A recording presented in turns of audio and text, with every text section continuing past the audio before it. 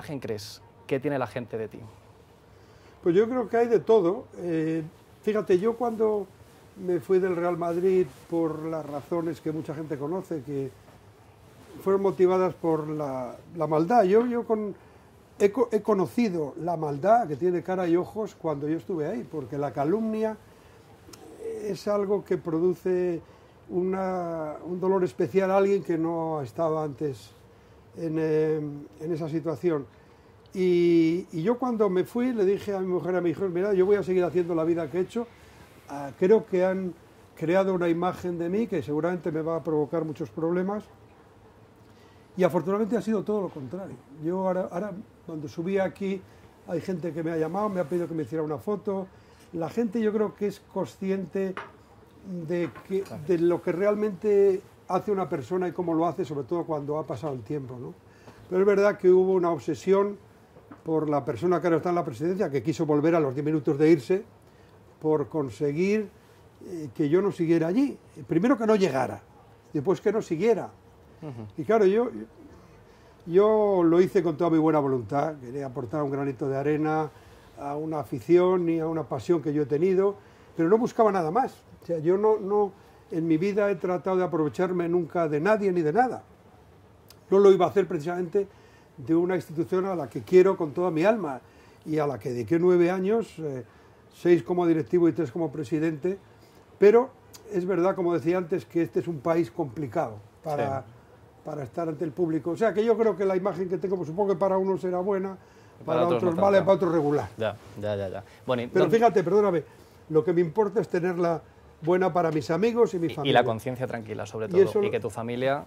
Sí, así es. Así, después de 10 años que han intentado desesperadamente buscar algo para poder echármelo encima, porque los que hacen esto no se limitan con quitarte donde estás. Quieren destruirte de tal manera que sea un aviso para navegantes. Que si a alguien se le ocurre hacer lo que hice yo, porque yo era un pececillo que me metí en una piscina de tiburones. Entonces, claro, obviamente, al principio me miraban con desprecio, este durará aquí poco, pero claro, una liga después de 3 años sin ganar nada, otra liga más, el fichaje de Cristiano Ronaldo, la gente empezó a ver que había que devorar al pez. Pero que dicen que no, que tú no fichaste, que tú no fuiste el que empezó ya los contactos con Cristiano Ronaldo. No, los contactos y los contratos. Y los contratos. Los contratos se firmaron el 12 de diciembre de 2008. Estuve precisamente con él. O sea, ¿firmasteis el 12 de diciembre? De 2008. De 2008. Sí, se firmaron los contratos después de hablar con el Manchester. Los tengo yo, obviamente, lo firmamos ante notario. Y se firmó su contrato también, profesional.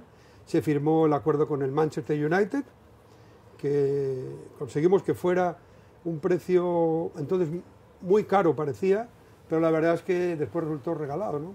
Eran 80 millones de libras, que fueron 94 millones de euros. Después de muchas negociaciones, año y medio con el Manchester hablando, hasta que al final yo recuerdo que a David Gill, que es amigo mío y uno de los cabecillas del club, le dije, David, el jugador quiere marcharse, quiere venir al Real Madrid, no merece la pena que sigamos peleando porque al final habrá que llegar a un acuerdo. Ferguson se quería oponer, pero el chico le dijo, yo tengo esta ilusión, ¿no?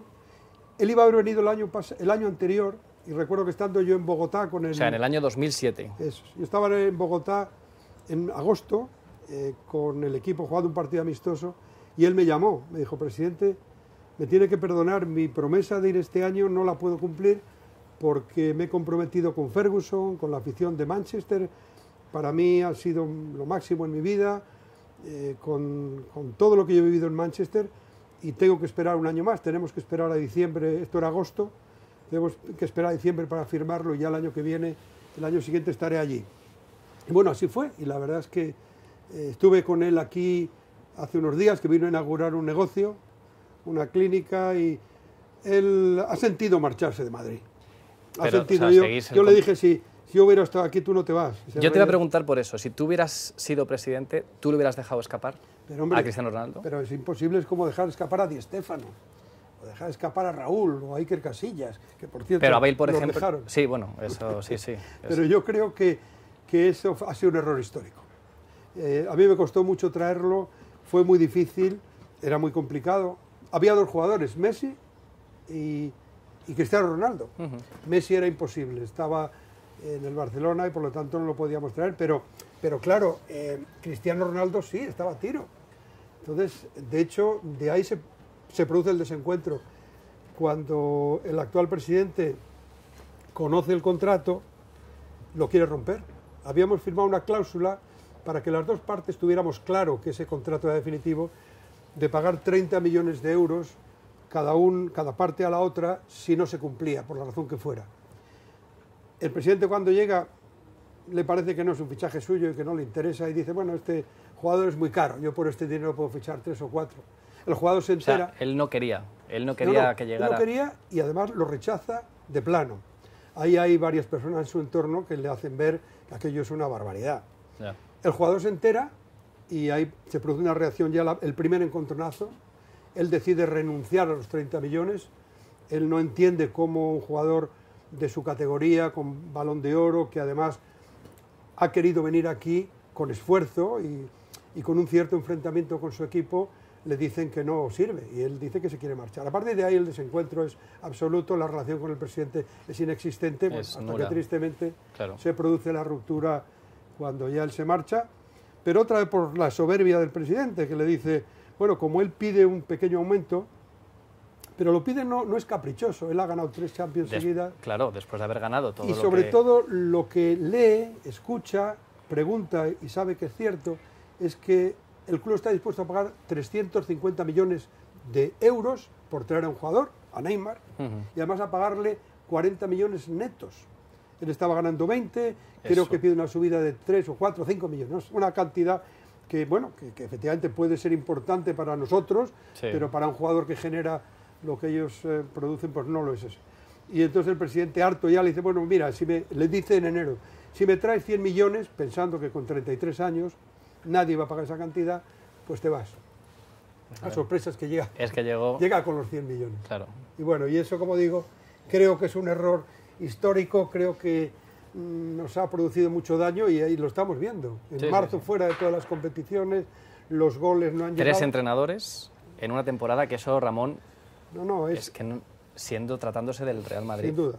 Pero sobre todo, lo que la gente no sabe, o muchos no saben, es que aparte de los goles que él marca, es el entusiasmo, el carácter que imprime al equipo, la pasión, era la el fuerza. líder, era su líder, era el líder. El carácter, era el líder. Eso los jugadores que están ahora lo dicen. Bueno, de hecho muchos lo han dicho públicamente, ¿no? No se puede tapar el sol con un dedo, dijo el portero. Y Luka Modric dijo, aquí se han ido 50 goles, ¿no? Claro. Pero sobre todo que en el vestuario ese carácter que imprime un jugador de ese nivel no se puede sustituir. ¿Y él ahora está feliz donde está? ¿Tú sabes si él...? Sí, hombre, sí, porque en Italia le han dado el cariño que no tenía aquí, por lo menos en la directiva, y después es verdad que es el máximo goleador. El partido contra el Atlético de Madrid fue espectacular, consiguió remontar él solo el partido. Sí, yo creo que él está bien, pero insisto, él se hubiera quedado aquí. Eso es algo indudable. Entonces tú en el 75 llegas ya a Madrid. Bueno, y hasta el año, bueno, tú, o sea, ¿cuándo decides el que quieres formar parte o quieres estar en el Real Madrid? ¿Cuándo tienes pensado el decir, porque eres abogado? Sí, poco a poco yo me hago socio, entonces era muy difícil. Gracias a Javier Gil de Viedma, que entonces era vicepresidente del club, consigo hacerme socio, que no era fácil, hace el año 80 y algo, y ahí empiezo a interesarme por la vida del club, participo en las asambleas, intervengo en las asambleas. Esto hablamos de los años, de las asambleas y todo. 80, 90, ya no me acuerdo, el 95 yo creo que fue cuando Alfonso Usía y yo, bueno, Alfonso Usía, que contó conmigo, organizó una candidatura para ser presidente. Para la presidencia del Real Madrid. Ganó aquí el Osasuna 0-4. Y entonces Alfonso, que entonces yo creo que escribía en ABC, escribió un artículo que dijo hay que deshipodromizar al Real Madrid, porque estaba Ramón Mendoza y Lorenzo Sanz, eran muy conocidos porque tenían 2 cuadras de caballos importantes. Y me llamó él y me dice, Ramón, no sabes la cantidad de llamadas que he recibido, que sí, que hay que animarse, que hay que... Creo que era el 95, las elecciones del 95, que hay que presentarse, que vamos a... Y era una locura, porque realmente no teníamos medios, una campaña cuesta un dinero, Ramón Mendoza tenía un prestigio bien ganado como presidente del club. Bueno, iniciamos aquella aventura y fue preciosa, Entonces las elecciones duraban 4 o 5 meses. Teníamos una oficina en una frutería, una antigua frutería cerca del Bernabéu, ahí nos reuníamos, bueno, empezamos a tener ya una participación importante en la vida del club, digámoslo así, aparecíamos en los periódicos, los programas de José María García, bueno, lo que ocurre siempre cuando aparece alguien que se opone a algo, siempre le dan cabida pues para que... Y aparecer en el programa de José María además, que José María era... Sí, sí. Y bueno, aquello nos lleva a seguir participando, ya en el año 2000 cuando se convocan las elecciones, Florentino Pérez me llama, yo hablo con él. Te llama, pero ¿cómo llegaste? O sea, ¿cómo se crea? Florentino Pérez se presenta gracias a una información que le facilito yo, que él y yo conocemos, y gracias a eso, pues él... ¿Y se puede saber esa información no, o no se puede saber? No, él consigue, y él lo sabe bien, él consigue consigue tomar la decisión de presentarse. Y se presenta y ahí pues yo le apoyé mucho, porque yo le facilito esa información y le ayudo, porque creo que es bueno. Era un momento difícil del club, la deuda era tremenda, era muy difícil solucionar el problema. Pero ¿cómo puede haber una deuda, Ramón? ¿Cómo puede haber una deuda tan grande en un equipo? Pues te lo voy a decir porque había el presupuesto de gastos de los jugadores sobre los ingresos era el 90%, era imposible, era insostenible. Se debían 300 millones de euros. Entonces yo pensé que Florentino Pérez, al que había conocido antes ya, porque habíamos tenido, yo creo que hubo otras elecciones, sí, ya he perdido la cuenta, pero hubo otras elecciones efectivamente que se perdieron antes, no sé si fueron las del 95 y las de Alfonso Sía fueron antes. Y las de Alfonso Sía fueron en los 90, me parece, ¿no? Puede ser en los 90, yo creo que Florentino en unas elecciones en las que yo voy con él como secretario general, perdemos las elecciones, ¿sí? Y entonces yo le he tratado mucho y me parecía una persona que creo que era muy conveniente entonces, y yo lo defendí. Y yo no, a mí no me duelen prendas, él ha hecho cosas magníficas por el Real Madrid, ha conseguido... O sea, pero que erais amigos, o sea, antes de... Pero fuisteis amigos y tú le ayudaste sí, además sí, en yo muchas he demostrado cosas. ser mucho más amigo de él que él mismo. Pero lo que sí es verdad que yo le ayudo porque creo que es muy bueno. Él consigue eliminar la deuda, recalificando la ciudad deportiva, algo que no hubiera hecho más que él.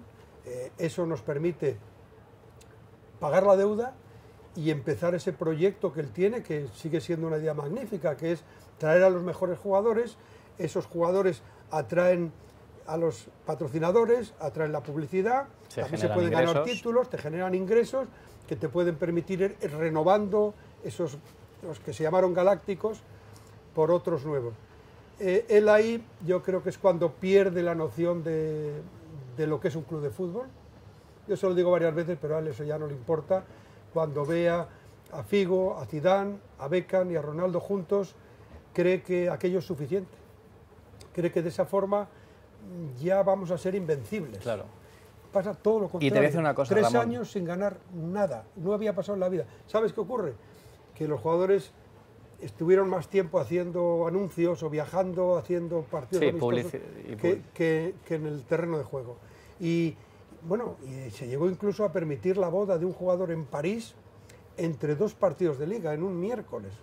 Entonces, es una barbaridad. Ahí él perdió la noción, creyó que en el fútbol se puede ganar con el nombre. Eso yo me empeñé mucho cuando llegué a contárselo, porque el éxito está antes que el sacrificio y el trabajo solamente en los diccionarios. No es verdad, o sea, para que tú triunfes tienes que trabajar, sacrificarte, esforzarte, entrenar, y eso aquí se olvidó. Todos los jugadores creyeron que era suficiente, claro. Y ahí vino el problema. Pero Ramón, se decía además que lo que el Madrid necesitaba eran hombres, no nombres. Y lo que había ahí era una serie de jugadores estrellas. Jugadores magníficos, muy buenos, pero que ellos mismos lo reconocen. No asumieron que, el papel que solamente con el nombre no se gana. Yo cuando llegué me empeñé en que eso cambiara, porque yo llego como presidente cuando nadie creía que yo podía... Vamos a eso, bueno, sí. Eso fue una época muy bonita, pero también dura, ¿eh? Llega el 2006, eso es. Sigue, sigue. Llega el 2006 y yo... Florentino ya dice que no puede más. Se ha marchado ya. Se marcha. Se marcha antes. A mí me animan muchos amigos, a mí, porque me daba miedo pasar lo que ocurrió, que es que perdiera mi libertad, mi independencia, empezaron a aparecer enemigos. Pero bueno, yo entonces ingenuamente pensé, bueno, pues yo voy a intentar ganar. Pero tú eras consciente de lo que te iba a pasar al presentarte. Es que no era consciente. No eras consciente. No, lo tengo que reconocer, fui un insensato. Yo incluso, a mí me cita Florentino Pérez en el Eurobuilding y me dice, ¿para qué te vas a presentar? Es una tontería, aquí hay que traer a un exministro, tal. Él ya pensaba en Villarmir. Ya lo tenía pensado, claro. Y yo creo que nada, ¿para qué no te merece la pena? Tal. Dije, bueno, se me han animado, bueno, yo me voy. Y entonces me pregunta, ¿pero qué pasa con el aval? Digo, sí, el aval es una cosa difícil y tal. Y yo, como sabía cómo es él, dije, pero yo creo que hay un banco, le dije el nombre, y yo creo que me lo va a conceder. Ah, ¿qué tal? Fenomenal. Y entonces yo seguí con mi pelea y tal. Villarmir, resulta que yo veo que van 8 miembros en su candidatura que son afectos a él y que están ahora con él. O sea, que es una cosa evidente cuál era su decisión. Yo lo filtro a un periodista, quien me ha dado el aval, y 2 días antes ese banco llama y dice, Ramón, perdona, tal, ha habido aquí, no lo hemos visto claro, no creo que sea posible, tal, qué faena de gallo, qué faena. Yo ya tenía concedido el aval por el Banco Gallego. O sea, a ti ya te lo habían... Yo ya lo tenía. Lo tenías. Sí, pero ahí fui hábil, tengo que reconocer. Una estrategia. Y entonces cuando yo llegué al club con el aval, ahí vi las caras. O sea, que ninguno, o sea, nadie quería, ni Florentino incluso quería que tú... Pero bueno, no, es que a mí me lo dijo expresamente. Me dijo, no te presentes, claro. No te presentes, yo creo que hay que buscar un exministro, claramente. Yo cuando vi que era Villarmir, pues era un exministro. Bueno, y a partir de ahí la campaña es brutal, empiezan a publicar, cuando empiezan a ver, porque al principio me consideran como un pececillo, como he dicho antes. Sí, que no ibas a llegar a nada. Y empiezan a ver que las encuestas, yo aparezco en la televisión y hay un programa en Telemadrid donde, como ocurre siempre con los asesores de imagen, a Villarmir y a Juan Palacio le dicen, no vayáis porque no tenéis nada ganado, ya lo tenéis ganado, no os interesa mezclaros con este.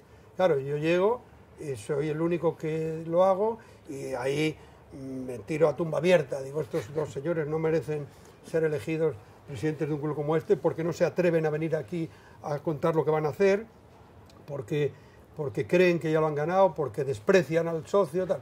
Y ahí ya las encuestas se disparan, ya varios periódicos empiezan a publicar, hasta uno dice, fulanito, socio de Ramón Calderón, implicado en la operación Malaya. Es una cosa que, bueno. Sí, bueno, ahí fue, sí. Bueno, entonces, a partir de ahí yo gano, y en vez de hacer lo que hay que hacer, que es romper con todo el pasado, a mí me parece que no es lógico, no es razonable. Hay gente muy válida. Todos me aconsejan echarlos porque te traicionarán, como ocurrió. Pero yo dije, bueno, pues si me traicionan, que me traicionen. Si yo no he venido aquí para quedarme, si yo quiero ser abogado, yo vengo aquí a ayudar lo que pueda, cuando no pueda me iré. Para que eso es una trampa que después no... Pero aparte tú querías presidir, sí, a mí me parecía que era una oportunidad y que yo tenía ideas que después de 6 años como directivo entendía lo que pasaba en el club. Y así fue. Yo cuando llego, lo que digo, esto hay que romperlo radicalmente. Cambiamos 14 jugadores en un año. Y vino Capello trajo otra idea de trabajo. Yo fiché porque, sigue ocurriendo ahora, no hay estructura deportiva. Es decir, el que ficha es un ingeniero de caminos. Con lo cual ahí está lo que está pasando. Que eso es la realidad. Yo tenía a Franco Baldini, a Carlos Bucero, Peja Mijatovic, profesionales del mundo del fútbol que conocían bien el mercado. Ellos traen a 14 jugadores. Bueno, hay un caso clarísimo de quién es un profesional. Capello, como pasa a todos los entrenadores, quiere traer a los que conoce. Entonces dice, tiene que venir Emerson, Cannavaro y Trezeguet. Mijatovic dice, Trezeguet, si tenemos a Van Nistelrooy, claro. Pero ni de broma. Pero no, Trezeguet, nada. Ahí se impuso él, dijo, aquí viene Van Nistelrooy. Bueno, el resultado que dio Van Nistelrooy fue excepcional. Fue una delicia, la verdad es que Van Nistelrooy sí. Y entonces ahí yo les digo, entre todas las acciones que tomamos para cambiar, hay una que yo cuento siempre cuando me llaman para hablar del fútbol y del Real Madrid en cualquier parte del mundo. Hay un hecho que parece trivial, pero que resume muy bien lo que hicimos. Yo pongo un cartel, una especie de pancarta, en todos los vestuarios del Real Madrid, incluido el del Bernabéu. Es decir, que los jugadores al salir lo ven. Y dice, si luchamos podemos perder, pero si no lo hacemos, estamos perdidos. Entonces eso es la filosofía que yo les decía, aquí el que venga va a dar el 150% para ganarte. Ese escudo te va a obligar mucho más de lo que tú te crees. Esto es fundamental que tengas esa mentalidad. Bueno, aquello nos ayudó una barbaridad. ganamos una liga que si el corazón me aguantó en aquel momento ya... Y aparte, no sé. te voy a traer una cosa que además que te va a gustar hablando de eso, pero no que quería ir... No, del corazón nada. Fíjate, que esto lo tengo yo aquí. Sí, esa liga fue impresionante. Yo lo tengo aquí, ¿ves? Que... No, ¿dónde sales tú? Esto fue cuando ganaste, esto fue en el 2008, esto fue la segunda liga. No, pero esto, mira, estos dos jugadores tengo especial debilidad por estos dos, por Guti y por Raúl. Aquí me falta Iker para completar el trío. Creo que han sido jugadores importantísimos. ¿Cómo era estar con ellos? O sea, Pues es que el deportista siempre es mucho mejor que nosotros. El deportista tiene otros valores, tiene otra forma de pensar, otra forma de vivir. Ellos han dado todo por el Real Madrid. Creo que tanto Iker como Raúl salieron muy mal del club. Muy mal. Creo que el club no ha sido justo, no ha tenido la visión suficiente de lo que han significado para el club. Han sido dos iconos, igual que Guti. Guti era un genio, yo le llamaba el Curro Romero del fútbol porque hacía lo que nadie hace. Los pases que hacía, ¿verdad? Esos pases que no hacía nadie, que no conseguía... Yo le sigo viendo, es un chaval adorable, se merece que le vaya bien en la vida. Hacía cosas únicas, lo que hacen los genios, que de repente parece que no está en el campo, pero en un momento determinado hacía algo que no haría nadie. Ronaldo, el brasileño, siempre decía que con el que quería jugar era con Guti, porque adivinaba pases imposibles. Sí. Y es que era verdad, además. Yo recuerdo mucho, me reunía con ellos, con los tres capitanes, de vez en cuando para charlar sobre la marcha del equipo y es uno de los recuerdos bonitos que yo tengo. Pero esta etapa fue bonita, estos casi 4 años, ¿no? 3 años que estuviste, Ramón, fue preciosa. Pues bueno, ahí es donde se empieza a labrar mi perdición, porque claro, yo gano 2 ligas. ¿Pero y por qué? ¿Ganas 2 ligas después? Porque el que se fue y está ahora estaba loco por volver, y entonces a partir de ahí había que crear una sensación de que yo estaba haciendo de todo, o sea, robando... Pero es que tú sabes que se llegó a decir, que además te lo quiero preguntar, ¿tú amañaste la asamblea o no la amañaste? Claro, es que es de broma. Es que claro, la asamblea famosa, hay 1.300 personas. Yo, como cualquier presidente de un club de fútbol o de un banco, no organiza una asamblea, había 8 o 9 chicos que se habían colado. Entonces, eso se consideró como algo que, no sé, que yo había querido utilizarlo para robar no sé qué cosa, porque después, claro, iniciaron un pleito, que es donde yo hablo de la maldad. Los que lo hacen, el actual presidente entre ellos, saben que es falso, porque el director general del club estaba con él, estaba conmigo y sigue con él. Es decir, que se sabe que allí no faltaba nada. Y los candidatos que se presentaron contigo siguen, me parece, ¿no? Claro, todos siguen, claro. Entonces, ni faltaba nada, ni sabían que podía faltar, ni... Entonces, todo aquello, a mí lo que pasa es que es la gota que reposa el vaso. Yo no me voy porque en una asamblea haya 10 personas, sino porque yo llego todos los días, veo los periódicos y digo, esto no me interesa nada. Si es que lo lógico era haberse quedado, pero yo no sé si hubiera aguantado, porque mi mujer me decía, tú no presentas a Cristiano Ronaldo, aquí acaban de hacerte, te acabarán haciendo lo que sea. Bueno, es más, es que el periódico El Mundo publica una información que no puede ser más canalla, diciendo que yo utilizo la tarjeta del Real Madrid en copas, en masajes, dando a masajes que no son los habituales. La Saeta también llegaron a decir. Y entonces, claro, yo automáticamente, cuando veo eso, bueno, ya no puedo hacer, organizo una rueda de prensa, los directores de los bancos dicen, señores, esas tarjetas no existen. Yo llamo al director, a Pedro J. Ramírez, bueno, esto es la información, tengo que presentar una querella. Esos 2 periodistas son condenados por un delito de calumnias con publicidad y la sentencia es muy dura, porque dicen, lo hacen con el ánimo de dañar el honor del señor Calderón. Bueno, esos 2 periodistas los contrata el presidente actual y llevan 10 años trabajando en el club. Es una cosa Qué barbaridad. O sea, ¿de qué se le puede acusar a un periodista de algo peor que de calumniar? Bueno, recién condenados por el delito de calumnias, son contratados por Florentino Pérez, trabajan para él en Real Madrid Televisión, y el otro, uno se llama Jesús Alcaide, y Carlos Carvajosa es el Relaciones Públicas, el director de comunicación del primer equipo, se sienta con ellos. Esto es pago de servicios prestados, no lo sé, pero son hechos que son evidentes, que al final... O sea, lo que está claro es que a ti te querían, después de haber ganado todo esto, a ti te querían fuera. Pero no solamente me querían fuera, me querían fuera y destruir tu imagen. Y a mi familia, que es lo que yo no les perdono, porque mira, vamos a ver, a mí me ha hecho daño, pero al final yo asumía mis consecuencias, mal que bien, con una especie de sensatez, pero yo lo asumí, pero no mi mujer, mis hijos. Hay un señor que llevaba 8 miembros de su candidatura, que ellos están con Florentino Pérez, al que tenía votos falsos, él sí que los tenía, al único que han condenado por falsificar votos es a uno que lo hizo para su candidatura, y gastó 1 millón de euros, está publicado en Interview, en espiarme a mi mujer, a mis hijos y a mí durante 1 año. 1 millón de euros. Está declarado en el juzgado de instrucción número 47 de Madrid, para que vean que no cuento. O sea, ya no solo a ti, que es que encima ya se metían... Bueno, claro, es que yo he visto fotos publicadas de mis hijos en Interview, paseando por Madrid, en una discoteca, paseando por Milán. ¿Y hasta qué tal querían punto que mi conseguir, hija Ramón? mayor, como se asusta, tiene que ir 4 meses con protección policial. Esto la gente no lo sabe. Ya. Pero porque, claro, la policía dice que esto sí es serio, le siguen coches, o sea, hay llamadas, le dicen, si tu padre no dimite te vamos a matar. Claro, entonces llega un momento que de teléfonos con tarjetas que no eran reconocibles. Bueno, mi hija se asusta, pero a los 4 meses me dice, mira papá, ya no, que me maten o que me secuestren, pero yo no puedo seguir con un policía yendo con mis amigos a las discotecas. Claro. Bueno, todo esto hay que entenderlo, ¿no? Pues ¿por qué se va? Oye, porque ya no, esto a mí me pudieron. O sea, ya llega un momento que tú dices, a mí esto no me interesa, no quiero seguir en esta lucha, en esta pelea, claro, ¿no? Es imposible. Y bueno, como digo, esos 2 periodistas ahí están, y ahí está ese condenado en sentencia firme a 1 año y 3 meses de cárcel por falsificar votos.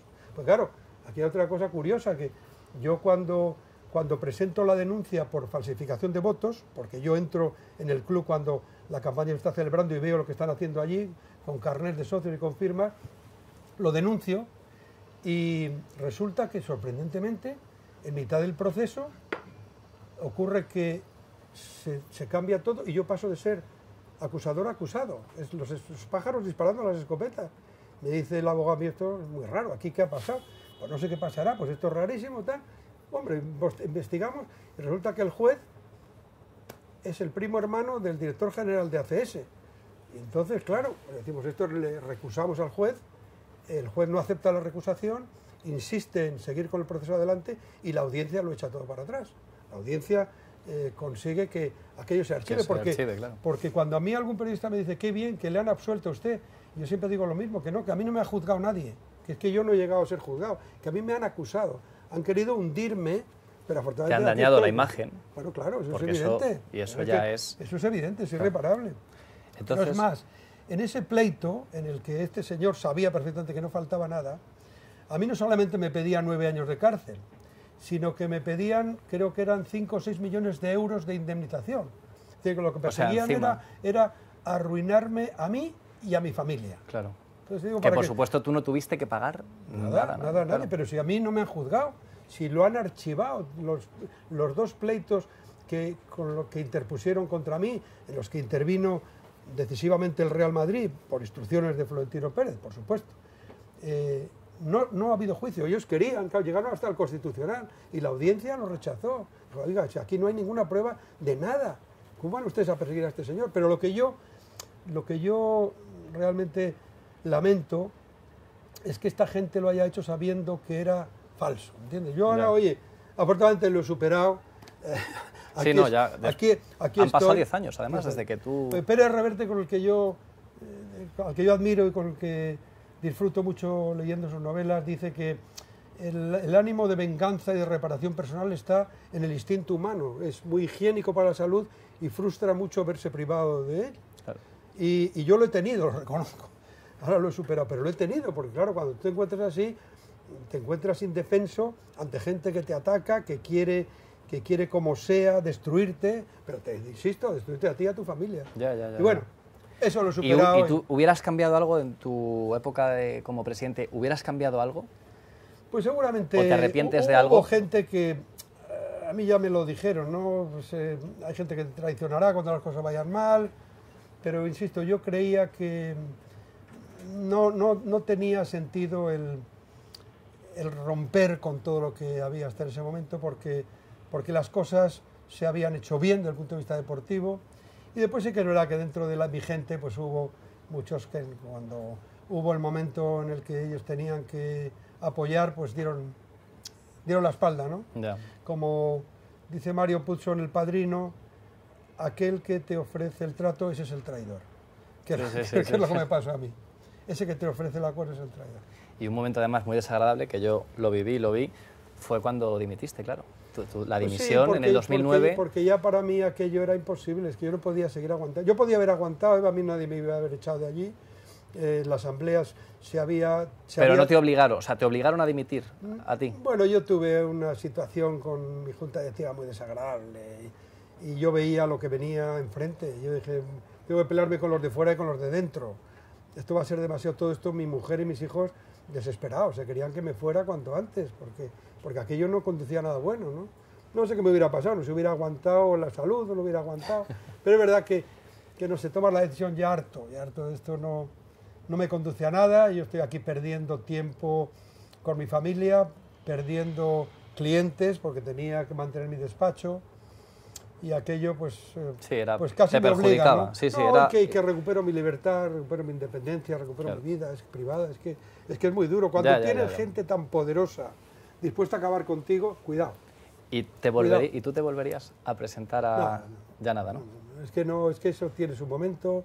Es que no era mi vida, es que yo nunca estudié para ser presidente del Real Madrid. Ya no, claro. Ni era mi objetivo. A mí me hubiera gustado más ser jugador del Real Madrid, pero eso no podía hacerlo. Y las circunstancias te llevan, te empujan y acabas siendo presidente, haces lo mejor que puedes, pero entonces empiezas a darte cuenta. Un día entró, me acuerdo, una persona a la que quiero mucho en mi despacho, me dijo, Ramón, es que tú no eres poderoso, tú tienes una debilidad que no es poderoso, y entonces a ti los poderosos pueden acabar contigo cuando quieran, porque tienen los medios de comunicación. A mí ha habido, claro, que ahora algunos se enfadan cuando los recuerdo, por eso no voy a decir los nombres, pero yo siendo presidente, me han llamado directores... Pero dilos nombres. Directores de medios de comunicación y de televisiones y de periódicos que me han dicho, oye Ramón, cuando era presidente, ¿qué te parece que contratemos a fulanito?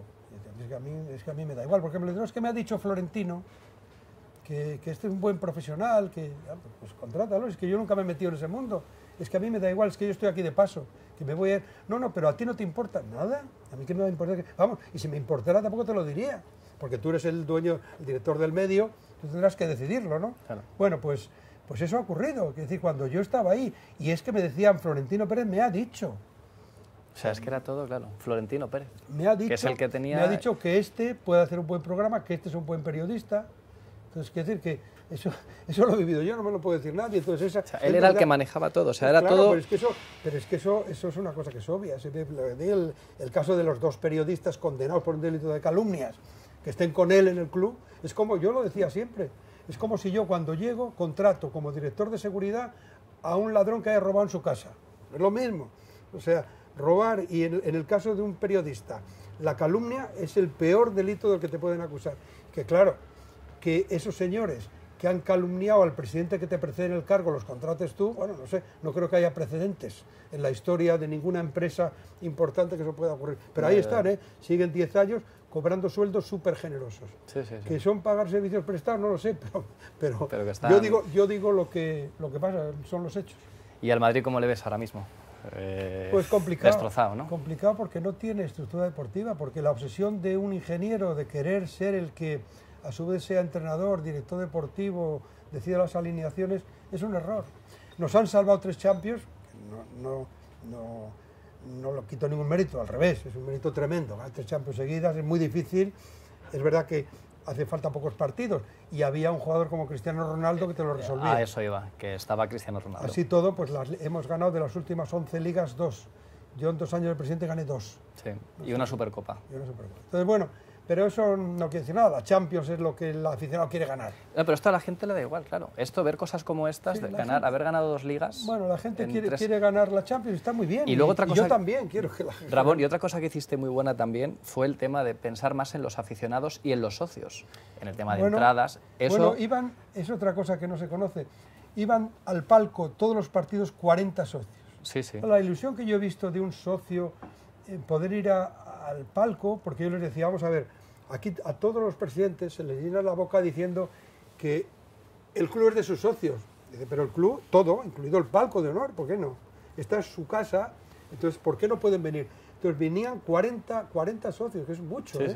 A todos los partidos. Ahora está lleno de gente que lo único que hace son negocios. Está más cerrado, está todo... Dicen que no, que ahí no se hacen negocios, pero vamos, sí. Yo no sé si se hacen negocios, pero... Pero tú lo abriste mucho. Pero los que van no... A mí había algunos de los que iban, un personaje nefasto, que ese sí voy a decir el nombre, porque se ha metido conmigo y me ha querido calumniar, que se llama Luis María Ansón, que venía al palco y me insistía que quería venir al palco. Bueno, pues yo dije, pues que venga, porque yo he ido siempre, me decía. Y yo veía que en el descanso se marchaba. Pero una vez que había hecho relaciones públicas se iba. Se iba ya, ¿no? Ni veía el partido ni nada, le interesaba... No le interesaba nada más que relaciones públicas. Decía, pero bueno, estos señores, ¿qué se han creído? ¿Esto qué es? Bueno, pero eso venía de la época anterior, ¿no? Que es lo que hacían ellos. Claro. Lo que hacían eran sus negocios, relaciones públicas, y al final, pues les importaba tres pepinos el fútbol. Yo creía que no, les importaba tres pepinos el Real Madrid. Yo creía que el socio que paga, porque ellos por supuesto no son ni socios, es el que tiene que estar allí en el palco. Y después hay una cosa que a mí de verdad, cuando hablo de esto en las conferencias que me invitan del Real Madrid, del proyecto mío y de lo que hice, yo siempre termino con unas fotografías, termino con estas fotos de las dos ligas, la Supercopa, la Copa de Europa de baloncesto, la Liga de baloncesto, y las fotos de las escuelas de niños, con niños abrazándome, rodeándome, la sonrisa del niño cuando estás con él. Y siempre me preguntan, vamos, les digo, si ustedes me preguntaran ¿qué me produce más satisfacción, mejores recuerdos, estas fotos de las copas o estas de los niños? Sin lugar a dudas las de los niños. ¿Te ha valido esta conversación? ¿Te ha gustado esta charla? Hombre, claro, lo pasa muy bien, lo pasa muy bien. Yo siempre acabo con una pregunta, y esa me gustaría que me la contestaras de corazón, y es ¿cómo te gustaría ser recordado? Pues te lo digo de verdad, como una persona normal. He tenido madres de hijos, amigos de los míos, que siempre contaban: mi hijo hace, mi hijo juega, mi hijo gana, mi hijo es el mejor, y decía, los míos son normales. Entonces, que me parecía lo más bonito de alguien que diga, ¿este es un señor? Normal. Bueno, encantado. Un placer. Encantado, igualmente.